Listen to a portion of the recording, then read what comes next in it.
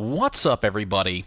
It is a Blue Drake, and today we're going to be looking at this project that is being made by Oskar Stålberg. I hope I'm saying that right. He is the creator of a game called Bad North, which you haven't played yet. You absolutely should. It's a great game.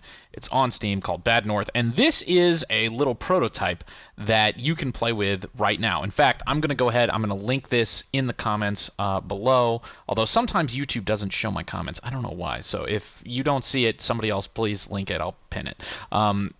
This is a project that you can go play right now in your browser, and it is a planet, a procedurally generated planet that you can edit that uses tiles to create really, really nice looking seamless environments. Pretty cool. You can edit all of this little stuff. You can make mountains, and you can kind of get like ridiculous with it. Kind of like build up large structures and make towns. There's towns. There's some rocks or trees, and glaciers, or you could just erase the whole thing. Die. There's a giant ocean. We just demolished that entire city, and now it's got an ocean. And it's pretty cool because if you look, the way the system works is it will create dynamic little boundaries for every single section. So, for instance, you see I put a town there, but now there's a little fishing village in the side, which is pretty cool. Same here. You know, you put a big thing, and it's got walls around the side and some piers. It's pretty cool the way the system works.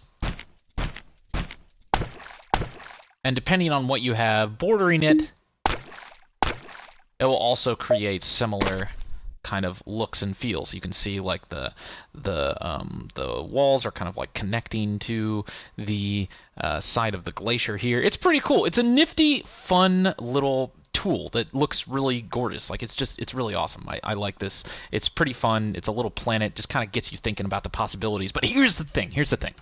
This isn't really what I want to show you. What I really want to show you is his other project. This is just kind of like getting your feet wet on the possibilities of this little tool that he's created. Now, if you want to go follow him, he's on Tumblr. He's also on Twitter as well. And he actually does a lot of really cool stuff. So for instance, like he makes these little art pieces of tiny villages and stuff that are kind of like microscopic. Like here's like a I don't know, like a township in the stump of a tree. I don't know, it's pretty cool. It makes some pretty cool stuff. He's a really, really interesting artist. So you should definitely go follow him. But what I really want to show you is this project. This is what I think is really cool. Now, this is actually different.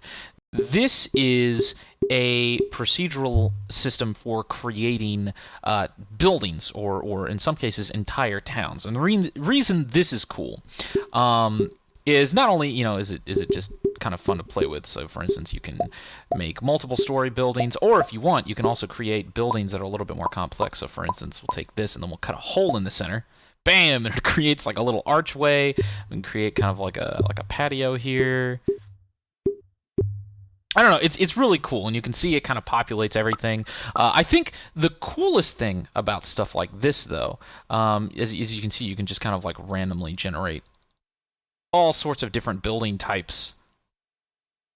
This is kind of like a study in using procedural generation to create very complex and almost like livable environments. You know, when you think of procedural generation, a lot of the time you kind of think about environments that are kind of barren, because there's a lot of procedural generation in games nowadays, but usually whenever there's a procedurally generated environment, it starts to feel really repetitive and not really interesting. And I think one of the coolest things that Oskar does is he creates procedural systems, but they feel really livable.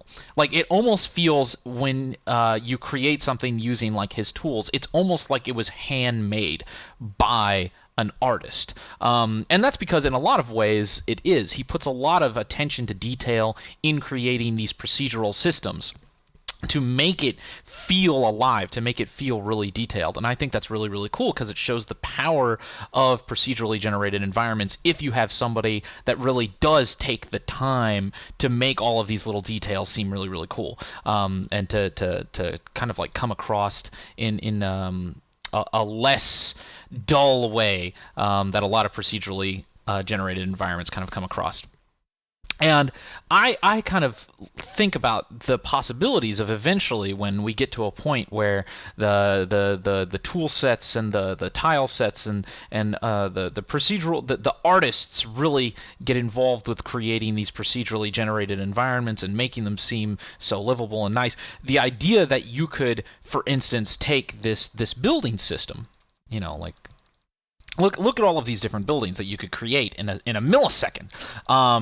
These are the kinds of things, especially when we're getting further and further down the line with the technology required to create entire planets. You guys know what I'm talking about. That's kind of like the new frontier in game development nowadays. You're seeing a lot of games that are creating entire planets. Like that's the new thing, right? No Man's Sky, Kerbal Space Program, Star Citizen, God knows what. There's probably going to be so many other games, and they're all going to be like, oh, we have entire planets. Well, what's the point of an entire planet if there's really no detail to it? You go down to the planet and there's nothing there. Like, yeah, it's a planet, but there's nothing to do. I think that these kinds of tool sets are kind of like the solution to that. These kinds of artists are creating these really interesting environments that, if you wanted to, you could populate an entire city with, an entire planet with. Imagine having a planet and it has a city that uses this tile set, and you could walk into every single building and go wherever you want, and it just spans for miles and miles and miles and miles and miles. This is really what I'm interested in. This is the kind of stuff that I really like to follow. Here, let's go to, actually, I want to check out his Twitter. Here it is. So if you want to, make sure you go follow him. His Twitter is twitter.com/OSKSTA. So it's like his name, Oskar Stålberg, but just Osksta. He's the creator of Bad North, and I think that a lot of the stuff he's making is really, really cool. He posts a lot about this tool. Obviously, you can go play with the basic kind of like version of his procedurally generated this building tool. I don't know if, I guess, I'm not sure if that's the right, I need to find better terminology to use for some of the stuff that he's doing. I just kind of keep going back to the same terms, but it's not important right now. But he posts all sorts of really cool updates showing the work that he's doing, all of the different kits that he's creating for the system, all of the different like aesthetics, kind of showing off all of the other little details. Like, look at this is really cool. Like, you have all of these little birds that come and land on the top of the buildings, and just the little details. He's really good at making really cool environments that are all kind of built to function as tile sets. Especially when you look at this, this is actually something that's really cool. If it's not going to let me full screen it. No? Okay, well, you can see it. But if you look here, I think one of the coolest things about some of the work that he does is he creates tile sets that work not in a cubic, or what's the right word?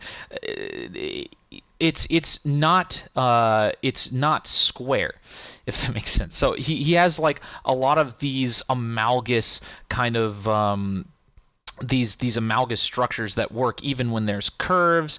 Like, so for instance, if I were to pause this, you can see in this showcase, this is a system he's created, but it's all very straight lined.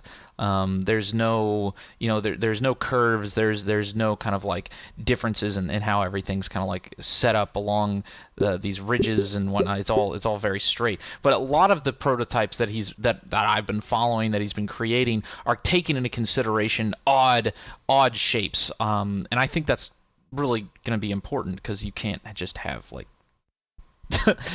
square tile sets going on for miles and miles and miles. Like, if you want to actually create something that seems kind of like livable and unique, you have to find a way to have it so it can, for instance, you look at these peninsulas and all this. It's so cool. I can't even begin to describe how much I love all of his work. I can sit here and watch this for hours. It's just mesmerizing. Look at this. I love this.